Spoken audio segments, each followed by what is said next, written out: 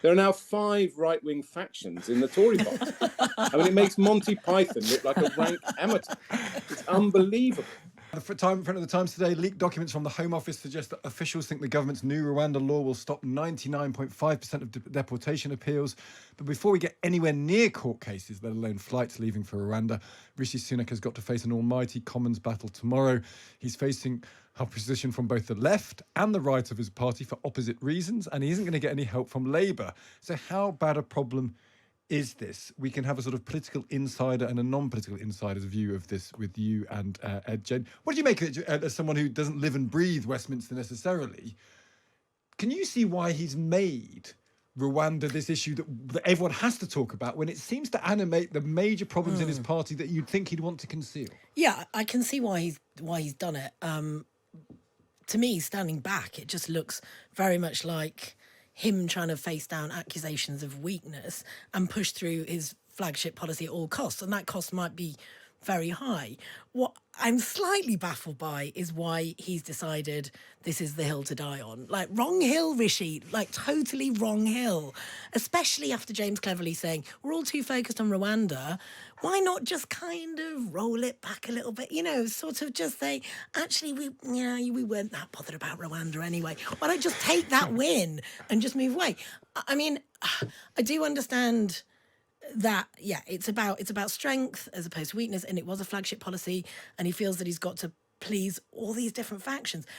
I did the maths a minute ago, and he's got a majority of 152, and he apparently has to keep abstentions below 56 or votes against him below 28, which should be doable. But I mean, I just don't know how that's going to go when you've got basically 2 groups of 100 meeting later today to discuss how they're going to vote.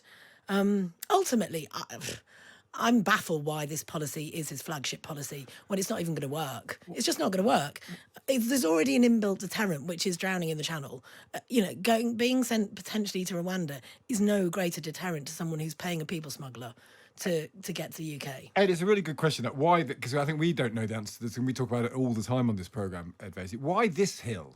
Why this test of his strength when it's a test that is so fraught with peril, because basically half the party thinks it's too soft and half the party think it's too hard, and that means it's impossible, you would think, to win with this.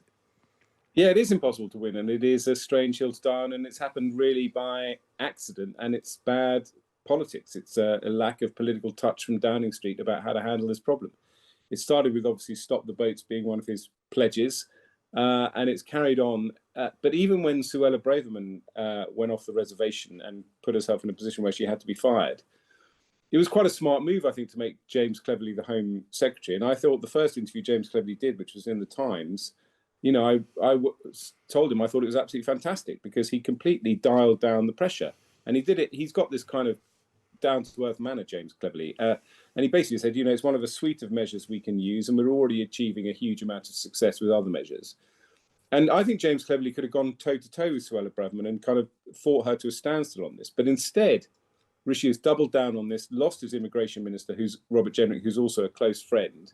And as you say, this unique position where there are 100 MPs on the right who want to vote against it and 100 MPs on the left who want to vote against it. There are now 5 right-wing factions in the Tory party. I mean, it makes Monty Python look like a rank amateur. It's unbelievable.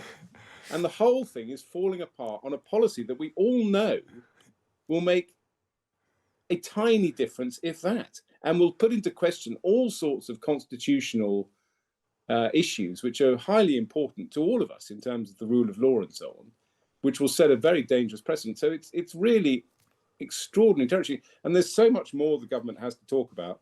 And every poll shows, cost of living, NHS waiting lists, lots of other things that people are concerned about. And he's made it the test of his premiership. So now if he fails, it's not, I've lost a policy that's not that important and was difficult to do anyway. It's my government is a complete failure. That's the message, the subliminal message that he's managed to put across to the British public. It's absolutely amazing to watch. Just very quickly on that, Ed, we spoke to Tim Lawton earlier and we put all that to him, like, why is this the hill to die on? And he said, because it's going to be an amazing deterrent policy. And that was his point. It wasn't about how many people are going to go there, because I think he admitted that there wouldn't be very many people who would be sent to Rwanda if it ever kind of really takes off, so to speak. No pun intended.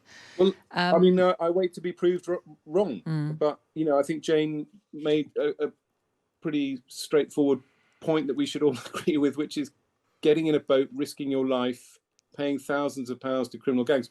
By the way, all of us want to stop the boats in terms of how that system works. It's a terrible system, awful system, inhumane and cruel. But if you're prepared to do that, having travelled thousands of miles from your home country, the risk of going to Rwanda is another risk you'll factor in. But it won't stop you doing it, I'm sure. But who knows? If I'm proved resolutely wrong, I will be the first to admit it.